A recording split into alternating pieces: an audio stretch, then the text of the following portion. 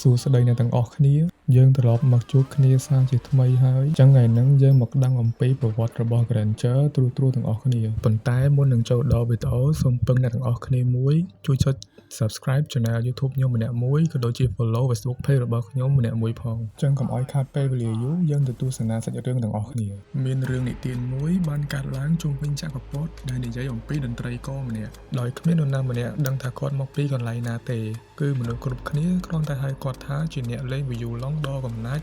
គាត់ឈ្មោះ Granger ត្រូវបានកំព្រាក្នុងកំឡុងពេលសង្គ្រាមរវាងចក្រពត្តិម៉ូនីយ៉ាន់និងភ្នំភូមិភាគខាងត្បូងនៃប្រទេសគាត់ត្រូវបានកងទ័ពអធិរាជយកទៅចិញ្ចឹមហើយបន្ទាប់មក Granger ត្រូវបានគេបញ្ជូនគាត់ទៅនៅឯព្រះវិហារបន្លឺបើប្រៀបធៀបជាមួយក្មេងកំព្រាទាំងអស់ Granger ជាក្មេងម្នាក់ដែលស្ងៀមស្ងាត់ហើយដាច់ឆ្ងាយពីគេឯងគឺ Granger មិនដែលបង្ហាញពីអារម្មណ៍ពិតជាច្រើនតាមរយៈក្រសែភ្នែករបស់គាត់ទេមានតែបទភ្លេងនៃវីយូឡុងដែលបានបន្លឺឡើងនៅក្នុងព្រះវិហារទេ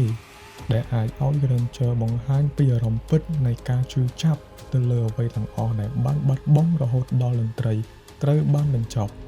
ក្មេងៗកំព្រាគ្រប់រូបនៅក្នុងព្រះវិហារគឺមានជម្រើសពីរសម្រាប់អនាគតរបស់ពួកគេមុននឹងពេញវ័យជម្រើសទី1គឺធ្វើជាអ្នកប្រមាញ់វិសាចរស់នៅដោយបំពេញកាតព្វកិច្ចសម្ងាត់ដែលបានកំណត់ដោយអាណាចក្ររីឯជម្រើសទី2គឺជាអ្នកបម្រើព្រះវិហារធ្វើការសម្អាតនិងលាងសម្អាតអស់មួយជីវិតនៅពេលនោះមនុស្សគ្រប់គ្នាមានការភ្ញាក់ផ្អើលយ៉ាងខ្លាំងជាមួយនឹងជម្រើសរបស់ Granger ពេលដែលគាត់បានជ្រើសរើសកាំភ្លើងនិងវីយូឡុងនៅក្នុងពេលតែមួយមានន័យថាគាត់នឹងជ្រើសរើសយកជម្រើសទាំងពីរ Granger ស្អប់ខ្ពើមសង្គ្រាមនិងវិសាចដែលធ្វើឲ្យគាត់បាត់បង់គ្រួសារនិងផ្ទះរបស់គាត់ដូច្នេះ Granger គឺមិនស្ទាក់ស្ទើរក្នុងការធ្វើជាអ្នកប្រមាញ់វិសាចទេ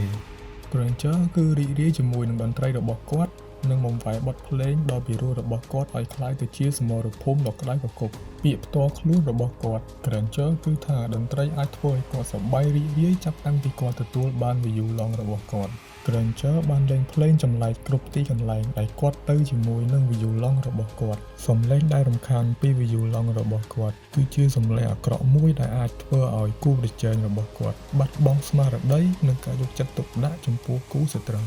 ដែលជាឱកាសធ្វើឲ្យ Granger អាចឆ្លៀតឱកាសដើម្បីធ្វើការវាយប្រហារនិងបាញ់សម្លាប់សត្រូវដោយកាំភ្លើងរបស់គាត់មុននឹងពួកគេដឹងថាវាជាអន្ទាក់មិនយូរប៉ុន្មានគាត់បានក្លាយទៅជាអ្នកប្រមាញ់បិសាចដែលនាំមុខគេនៅក្នុងចំណោមអ្នកប្រមាញ់បិសាចទាំងអស់សូម្បីតែភារកិច្ចដ៏ធ្ងន់ក៏មិនមានជាបញ្ហាដ៏ធំសម្រាប់ Granger ដែរដោយទទួលបានការចាប់អារម្មណ៍ពីប្រសិទ្ធភាពនិងសមត្ថភាពដ៏ខ្លាំងរបស់ Granger សូម្បីតែ Lucas ដែលជាអ្នកប្រមាញ់បិសាចដ៏ល្បីឈ្មោះម្នាក់ក៏បានកោតសរសើរនិងគោរពទៅដល់ Granger ដែរមិនយូរប៉ុន្មានដំណឹងពី Granger បានរាលដាលទៅដល់ចំណោមពពួកបិសាចធំ